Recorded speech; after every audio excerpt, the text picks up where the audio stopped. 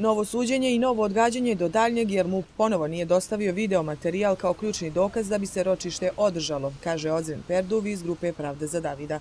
Policija je sve identifikovane ljude sa snimka nadzornih kamera optužila da su 19. i 20. septembra prošle godine remetili javni red i mir vikom i galamom ispred policijske uprave, ali i da su svi oni koristili megafon nakon 22 časa, što nije tačno, tvrdi Perduv. Postoji nesporazum između policije i suda koji oni treba da riješe, tako da je sud ovaj put naložio policiji da policija, kao i prethodna dva suđenja, odnosno usmena pretresa, omogući uvid braniocima i okrivljenima u video materijale koji se nalaze na CD-ovima. To su snimci gdje nema audio zapisa, dakle samo video i oni prepoznaju neke ljude. Recimo mene kažu stoji desno od žive ograde i tako dalje, nema ništa audio i onda oni sve prepoznate ljude za kojih nema audio potvrde, audio snimaka nikakvih, kaže da su remetili javni red i mir.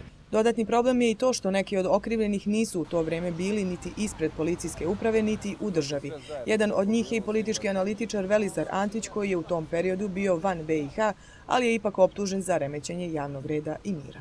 Postupak se vodi za taj dan 19. i 20. Ja nisam bio u Banja Luci od 12. do 24. Znači, samo toliko. Znači, očigledno postoje neki spiskovi, pa su oni verovatno radili po tim spiskovima mehanički ili kako li, ali su ogroman propust napravili. Advokat Dragan Tolimir kaže da se u ovom slučaju radi o mehaničkom ponavljanju zahtjeva kada se odredi grupa lica i onda se oni dovode u vezu sa svakim događajem koji je slijedio. To se, tvrdi Tolimir, upravo u ovom slučaju desilo jer je policija optužila 27 lica bez prethodne provjere gdje su bili tog dana. Ovdje se radi o tome da se praktično želi voditi postupak protiv okrivljenih, a da im se ne omogući da se on brani.